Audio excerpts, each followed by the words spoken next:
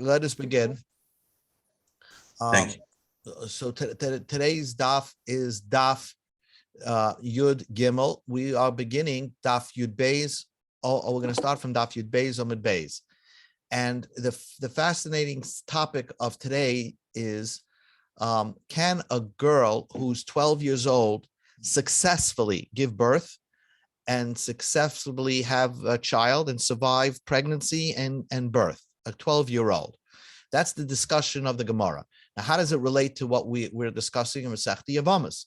So, if you just to talk about it, just see the picture over here, and you'll see how it relates to Masechta Yevamos. Our Mishnah said that, let's say you have Reuven and Shimon are brothers. Shimon married Rachel. Shimon married Rachel. Okay. Rachel is Reuven's daughter, okay? And Shimon had another wife, Miriam. If Shimon dies, obviously Reuven cannot do Yibum to Rachel, which is his daughter, and not to Miriam either, okay? That's clear. But what happens if Rachel got married to Shimon when she was a ketana? When she was she was like somebody under 12 years old. So the Mishnah says that how does she get married under 12 when she has a father? A girl could get married by herself without her father.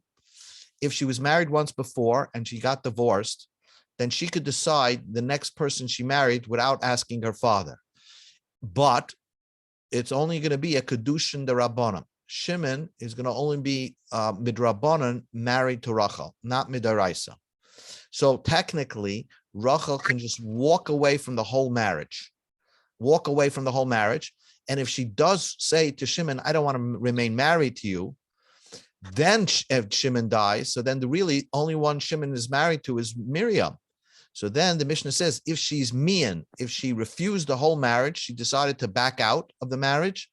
So you don't need a get for this girl because she was under 12 when she got married. So therefore, Reuven can marry Miriam because it's not his daughter didn't fall to Yibum. It's only a strange lady that fell to Yibum. But here's the final point. And then we start the Gemara. What happens? But this is an impossibility when to Shimon, for example, if Shimon, his mother-in-law falls to Yibum. A mother-in-law falling to Yibum must be a gedola. She was never a katana. It cannot be a situation. Here's the case. Reuven married two ladies, Rachel and Leah. Leah had another daughter from a different marriage called Chana. Shimon married the daughter of Chana, daughter of Leah. She married Chana. Now that Reuven dies, Leah would fall to Shimon. On a normal circumstance, normal situation, there's no Yibum between Leah and Rachel because Leah is his mother-in-law. And the tzara is also, once the mother-in-law, you can't do Yibum, the co-wife, you don't do Yibum too.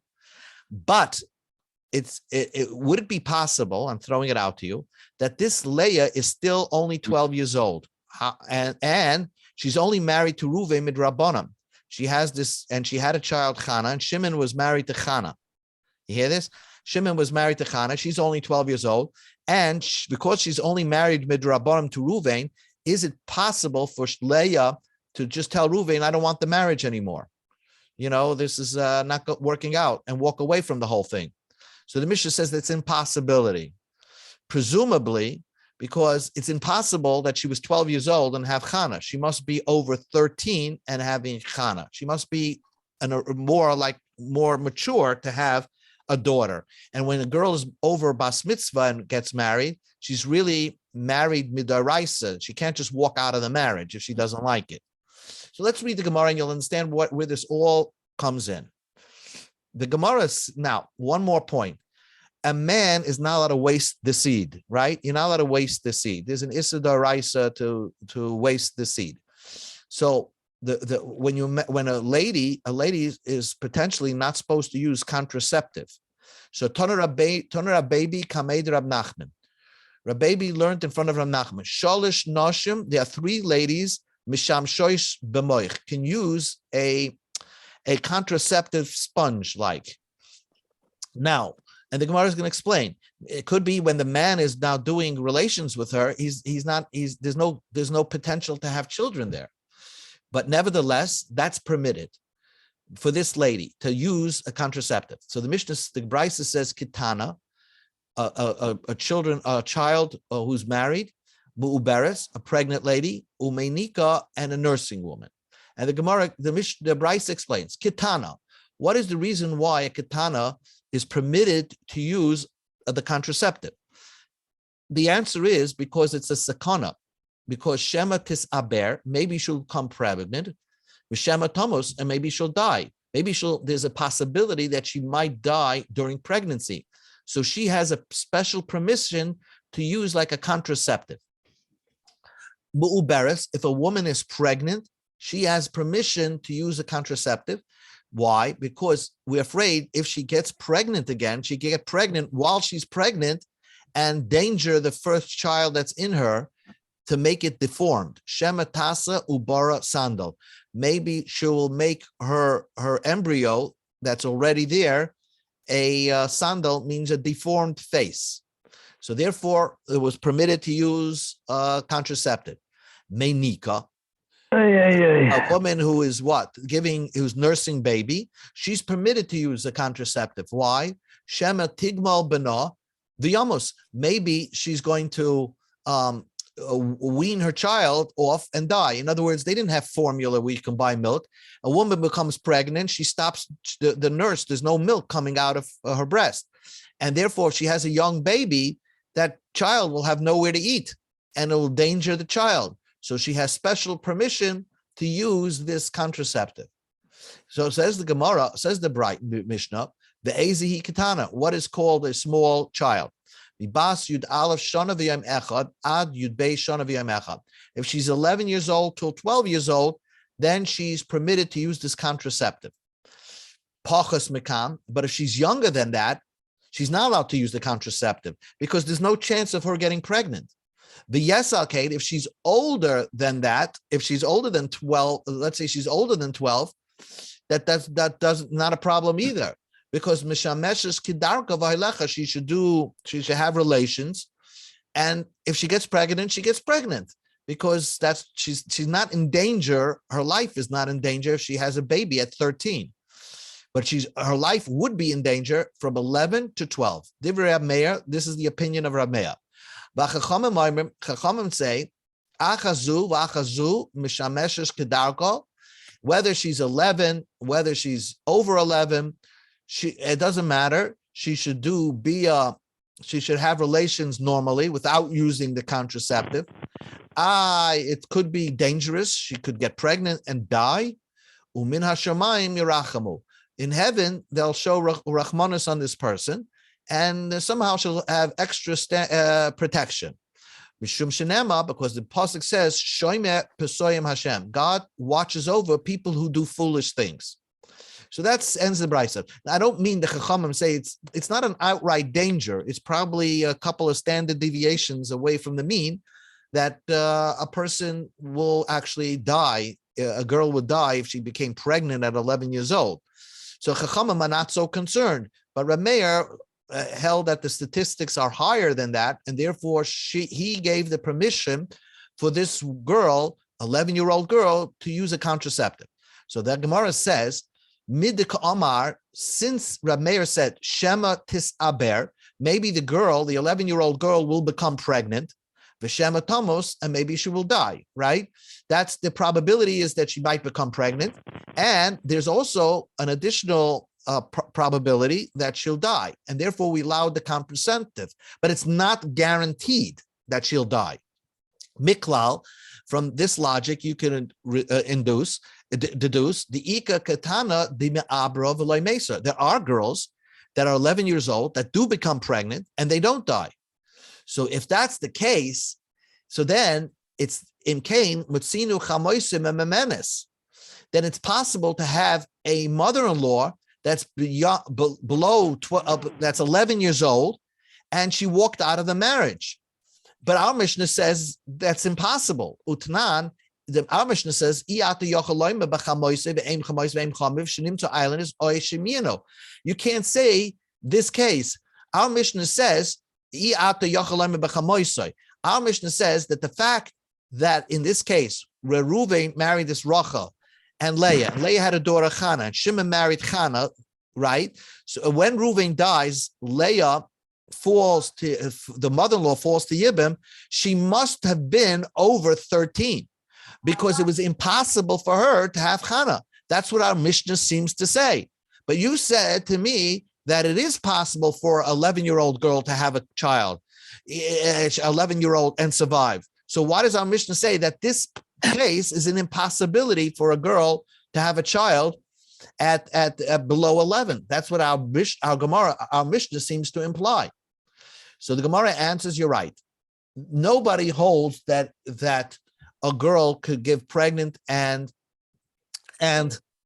give birth successfully. Ema shema tis aber v'salmus. You have to read this Tani Rabbebi Bar Kamei de Rab Nachman. Not that there's two shemas, like a shema here. Maybe she'll get pregnant and maybe she will die. You have to read it together. Maybe she'll become pregnant and for certainly she dies. So the way the conclusion of the Gemara so far is, and the Gemara doesn't remain this with conclusion, that if a girl becomes pregnant at 11 years old, for sure she's going to die. And there's a backup person who agrees with that fact. They call it science. The Omer Rabbi Bar Levoy said, Gvul yesh la. There are set boundaries and rules to this fact. Koidim hazam hazeh. Before 11 years old, eino misaberes kol ikar. It's impossible for a girl to become pregnant. Toich hazman hazeh. During from 11 to 12, toich hazman hazeh. He mesa v'ubora mesa. She for sure is going to die, and even if she carries a full pregnancy, the fetus is going to die. After 12 years old, it's most likely he chaya, she's going to survive, v'ubora chaya, and she's going to and the fetus will live. So it seems that the conclusion of the Gemara is that an 11-year-old girl who gets pregnant, for sure she's going to die. So the Gemara says that's not true. Aini, that cannot be so. For Tani Rabba Bar Shmuel taught, you can't have a mother-in-law that's below 12 years old that does miyim shekvar yoldu, because they gave birth. So what he's trying to say is not that they're considered a gadol. They're considered a katan, but the thing is that they can't do miyan, they can't walk out of a marriage. You see, there are two things that prevent you, a katan who got married, a katana that got married, a kedushin derabbanan, to walk out of a marriage. There are two things that prevent her. First of all, she must be a katana. If she's already, past 12 and a half, then she can't do walk out of the marriage. She needs a get. But even if she's below 12, if she brings 2 hairs under her armpit, then she can't, if she shows she has 2 hairs under her armpit, that's simonim, she can't walk out of the marriage.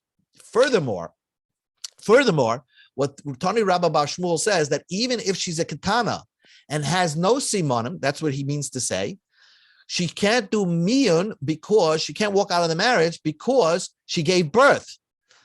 So, but the fact that she gave birth, that stops her from walking out of the marriage. She has a child. So what we see from here is the way Rabbi Bar Shmuel seems to imply that a girl who is 11 years old could give birth and have a child. And therefore, it's not a guarantee that she's going to die. So now the Gemara reverses back to the original case. The reverse. Or not? It would have to be that way because the pregnancy takes a while. I mean, it's at least 9 or 10 months. So let's say she's 11 years old. She got pregnant and she gave birth. She's already almost 12 years old right there. Yeah, right. But she's what the Gemara thought that as long as she didn't turn age 12, she can't survive. That's what the Gemara is. That's what I'm saying. So therefore, they're saying that that would make sense. That this statement makes a lot of sense. That 11 years old she will survive because she got pregnant when she was 11. Gives her enough time to be a katana, which is okay according to the Chazal. Yes, but she's not going to turn 12. At best, she's going to be 11 years old and 9 months. 9 months. Yeah. So you're right. She's close enough to 12, but in the original Gemara's thought is that as long as she's not 12, she's for sure going to die. It's 100% guaranteed. Now, where the Gemara is holding is that no, it's not a guarantee. It's a most likely scenario. Right. Maybe she's not going to die. That's Shayim Pesuim, yes. But Rab Meir says no, that you don't say Shayim Pesuim because there's a high chance that a person is going to die. I mean, it's not just a small miyat that's going to die. It's most of them are going to die. So that's why Rab Meir holds you don't say Shayim Pesuim Hashem. A high probability. High probability. But Chachamim seem to say that there's a low probability.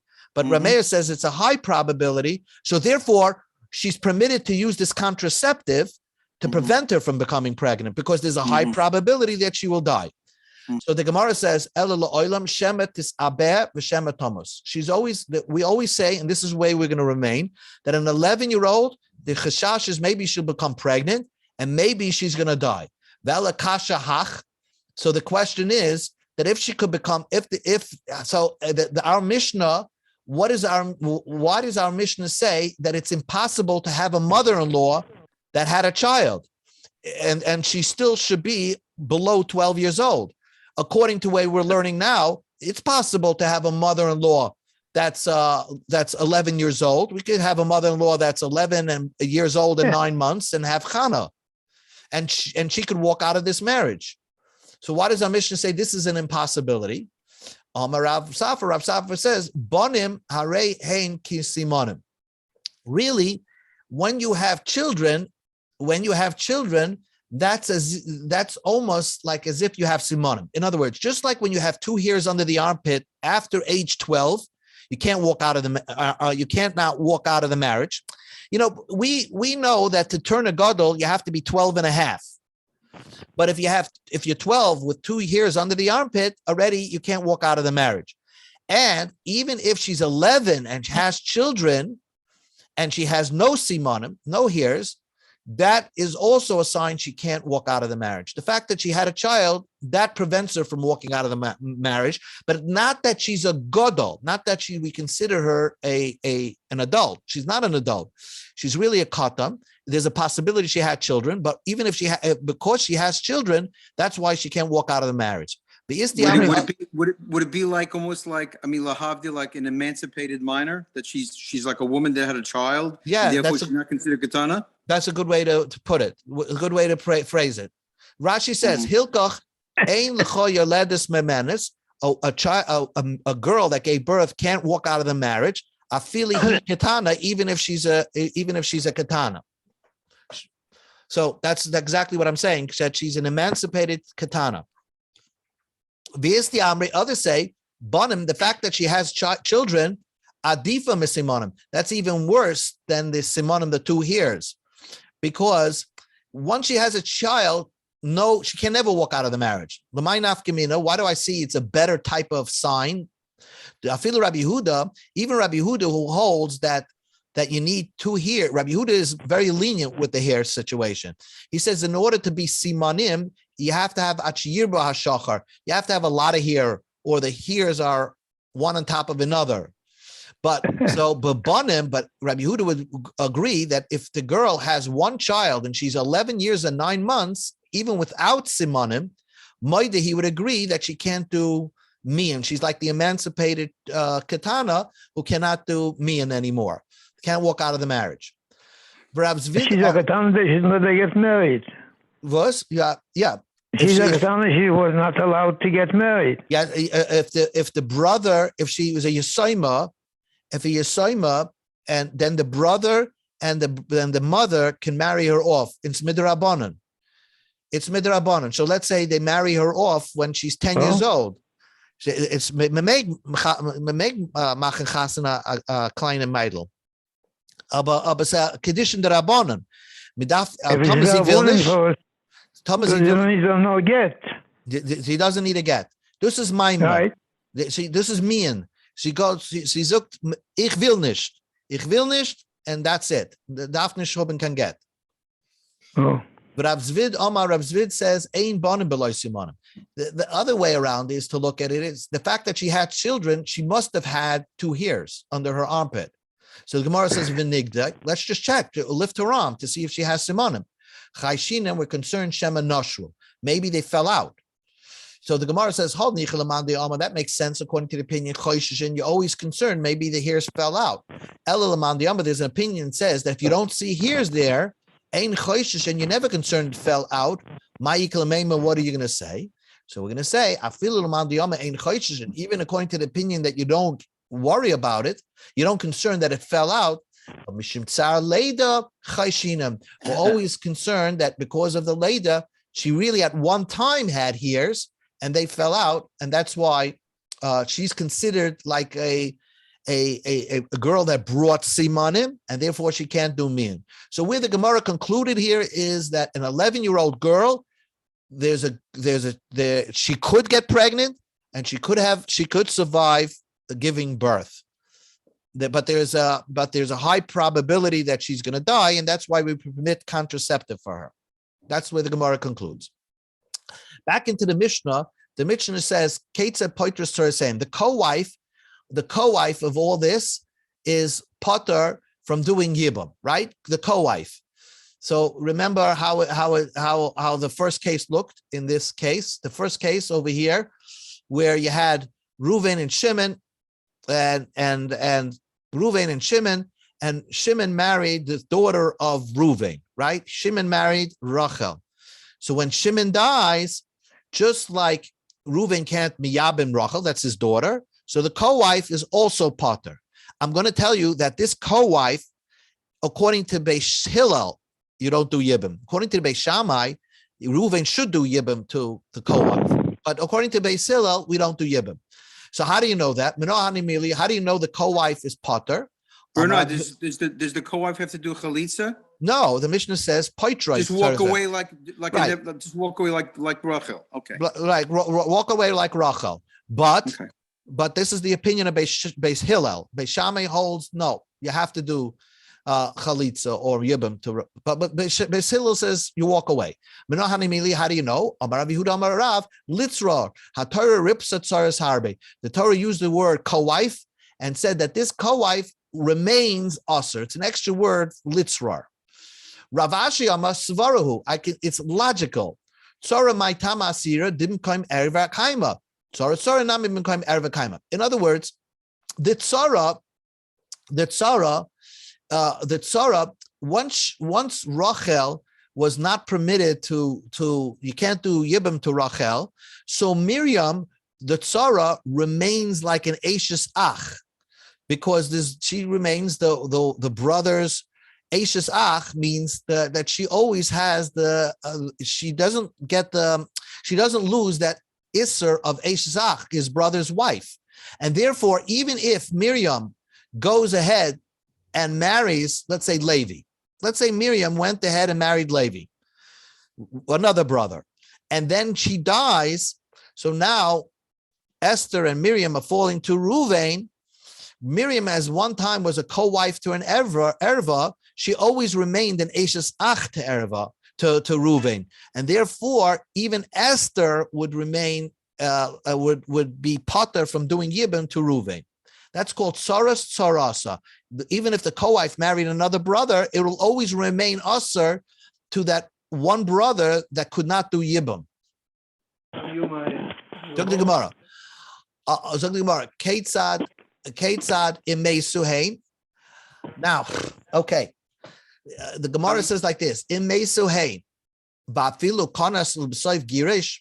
You see, our Mishnah said you got to go to the end of the Mishnah.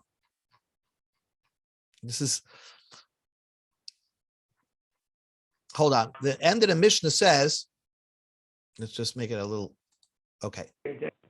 Imei Suhain, look at the Mishnah says. Again, Shimon married Rachel, his daughter, and at one time Shimon was married to Rachel and Miriam, to Reuven. But what happens if Rachel died? The daughter died, and then Shimon died. So now when Shimon died, the only lady he's married to is Miriam. So the Gemara says then Reuven could miyabim Miriam because there's no co-wife, there's no erva there anymore. So the Gemara says, Vafilu kanas ub'soif girish, even or if Shimon divorced her, then afilu kanas, even if he married her, ub'soif girish, and then divorced her, the fact is that when Shimon died, he only had one wife. He didn't have the erva wife, so that wife would fall to Yibim to Reuven. So the Gemara says, Uraminu, I'll ask you a contradiction. Gimel Achim. This is a case of three brothers. Three brothers, right? Look at the three brothers. You have Reuven, Shimon, and Levi are brothers. Shimon and Levi took sisters. Reuven died. Okay? But before Reuven died, Reuven had a daughter. And her name was Tzila. And no, I'm sorry, Reuven married Tzila. And Shimon took Rachel, and Levi took Leah. Now, what happened was Shimon divorced Rachel. And then Reuven died. Okay? So now Shimon married Tzela. He's not married to two sisters. Now Shimon died. Does Levi is permitted to do Yibam with Tzela? Why? Because even though Levi was never permitted to do Yibam with Rachel because they were sisters, Rachel and Leah, but Shimon divorced Rachel. And Shimon divorced Rachel, so when Shimon died, he was only married to Tzela, which is non-sister. And therefore, when Shimon dies, Levi can do Yibam with Tzela. But what the Brisa means to say is only if he divorced Rachel before marrying Tzela. But what happens? He married Tzela before divorcing Rachel. So at one point, Rachel and Tzela were co-wives. So and Rachel is a sister of Leah. So if Shimon would divorce Rachel,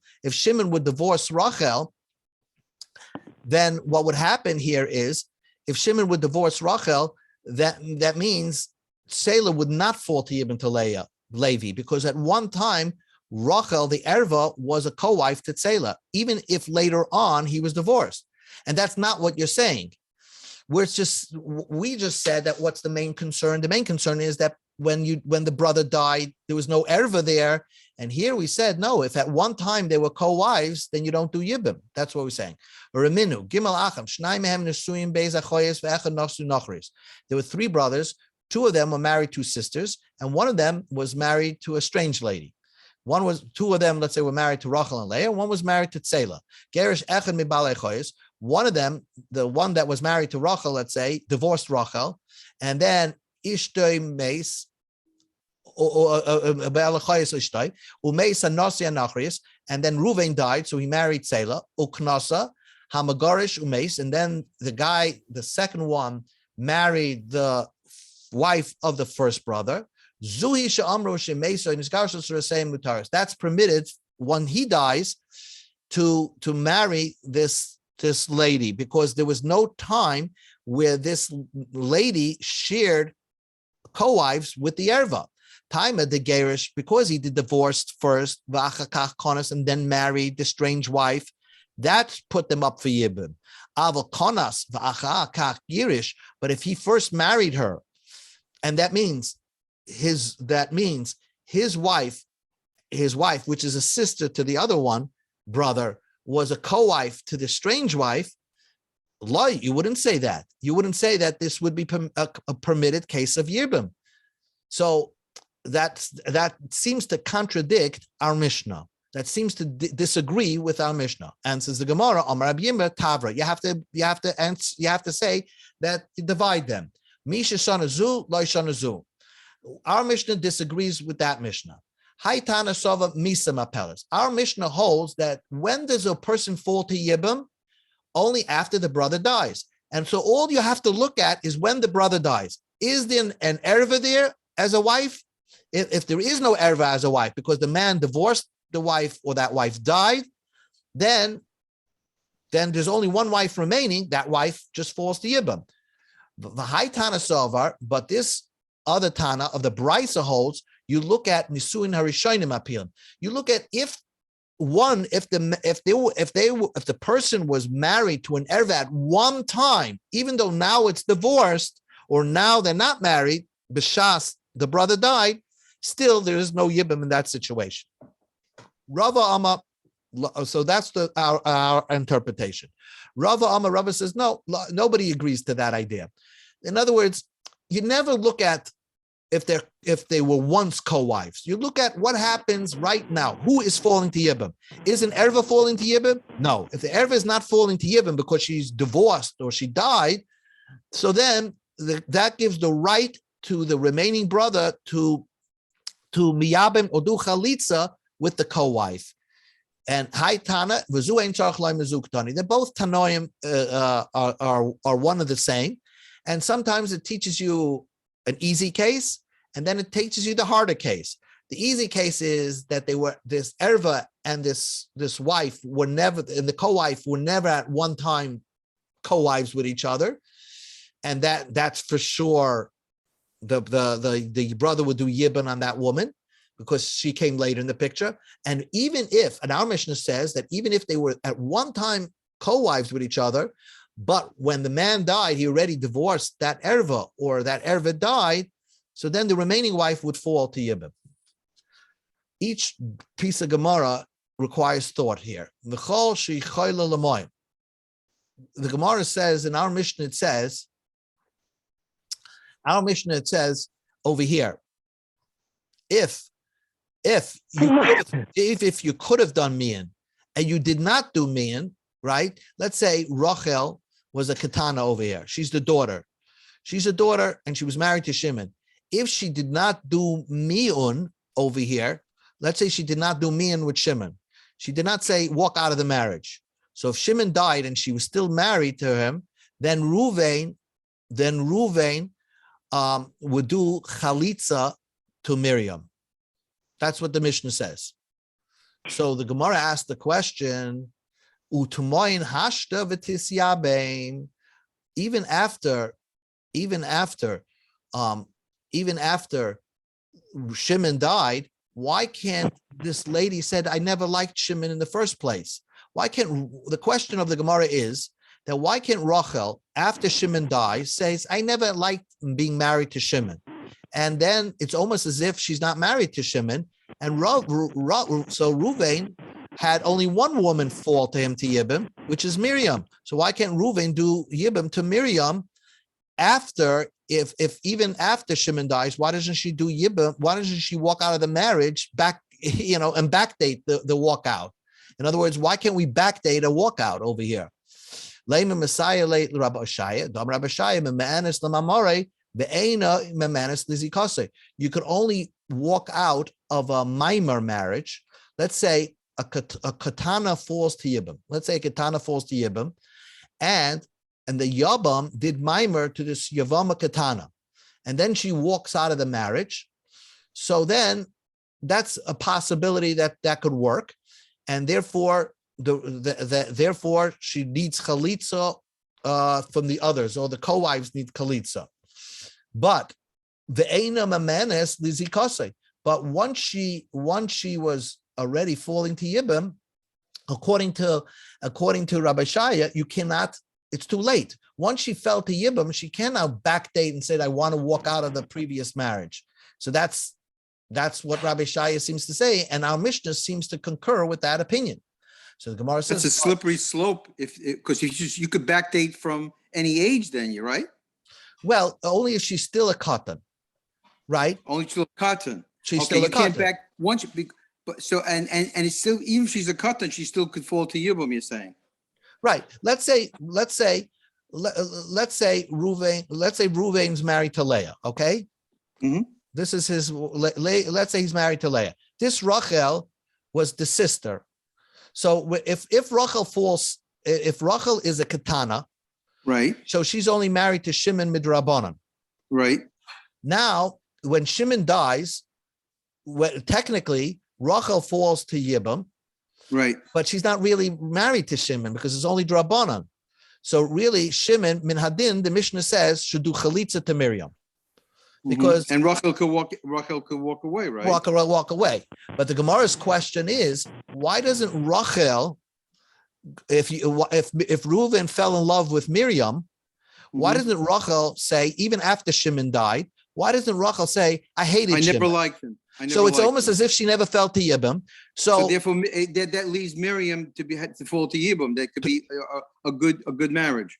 A good marriage. Yeah, maybe he fell in love. Maybe he wants to marry Ribam. That's the Gemara's question. Let her do Yibam. So the Gemara is going to say is that the reason why this doesn't work is because if you allow, because people will come confused and say that even when Rachel is a gadol, Reuven can marry the tzara.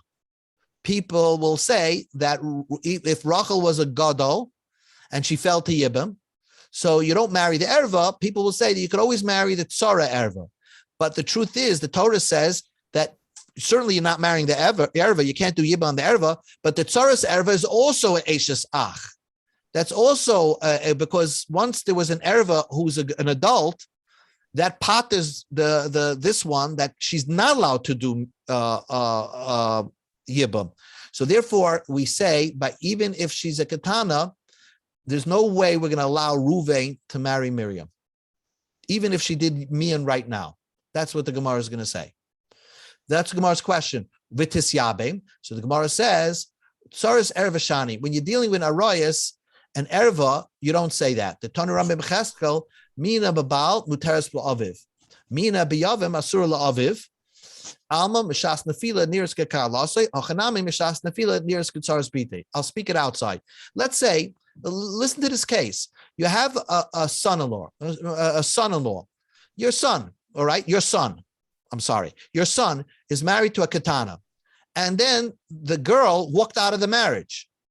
So then the father is allowed to marry his former daughter-in-law. He's permitted to marry his former daughter-in-law. But, says Rami Bar Yecheskel, but let's say the son died, right?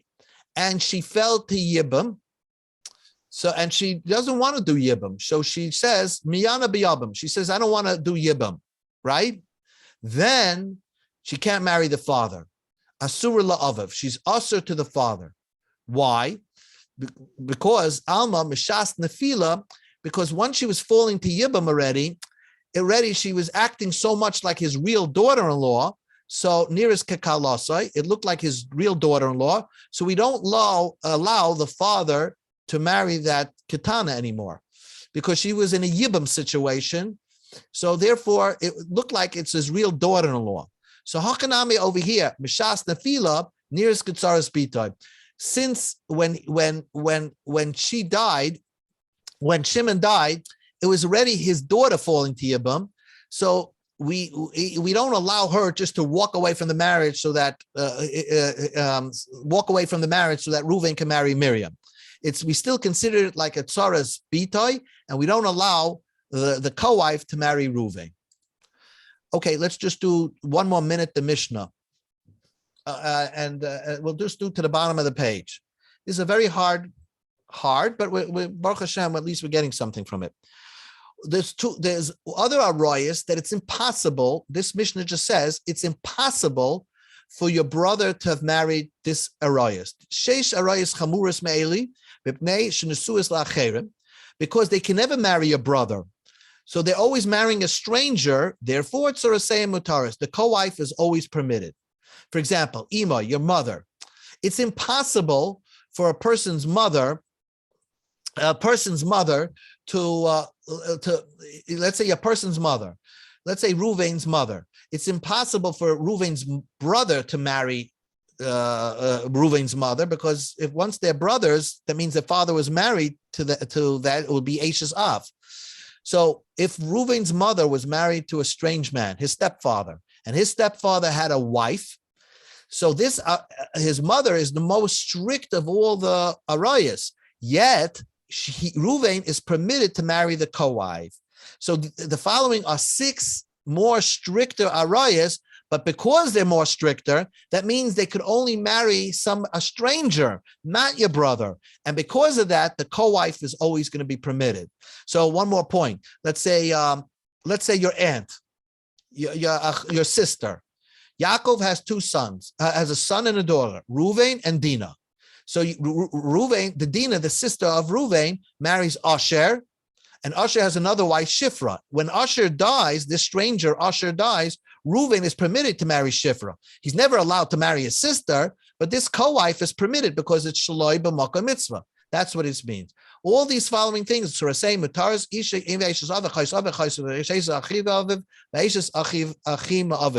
wife of your brother from your father's side. Beis Shammai Omer, this is, we're going to end over here. Beis Shammai Omer says, Matirin hatzores la'achem. Beis Shammai says, like I told you before, in the first original case, right? The first original case, I said before, that means although the brother can't marry the arayas, he's permitted to marry the co-wife. In fact, he's obligated to marry the co-wife or do chalitza. He doesn't hold of this business that the erva patters the co-wife. That's Beis Shammai's opinion. That's what he says. Beis Hillel Eisrem, and Beis Hillel says no, that we have a drasha in the pasuk that says not only is the erva and doesn't fall to Yibim, but the co-wife is also, you're also to do Yibim with the co-wife as well. So this is where we'll end off over here. Seems like in this situation, Bernard, the reason why that happens is because of there's really, to begin with, it was so strict that there's no relationship with the surviving brother with the co-wife. There was no relationship because you didn't have a relationship with the other one. You could never, impossible to marry the actual wife, the one that the other wife. But the co-wife is allowed because there was no zika before, because it's impossibility. It was so strict. For example, are you talking about this case where Shimon is married to the daughter of Reuven, right? Shimon married the daughter of Reuven. Right. So now Shimon dies. Rachel, the daughter, and Miriam, a co-wife, fall to Yibam. So there's no relationship. You're right. So therefore it was an impossibility to begin with Reuven ever marrying Rachel. Therefore, because I'm going what Beit Shammai says, it's about, so don't even think about it. Very good. That's the logic. Beginning, it was such an error there with the daughter that it was never even a Havamina that she falls to Yibam. Exactly. So it's almost as if she's out of the picture, even though they were married. But in relation to Reuven, she's out of the picture. So the only one that's falling to Yibam is Miriam. Exactly. Precisely, that's what the Gemara is going to say. That's precisely why, according to Beit Shammai, we ignore Rachel. It's almost as if she's not married. Exactly. In relation to Reuven. So that's why you can marry Miriam. From the get-go. Exactly. Yep. And Beis Hillel says, no, it still remains Aser because there's a pasuk. Yep. Okay, very good. Okay. All right, we'll catch up slowly. Bezos Hashem. Okay. Thank goodness. I'll get the nach.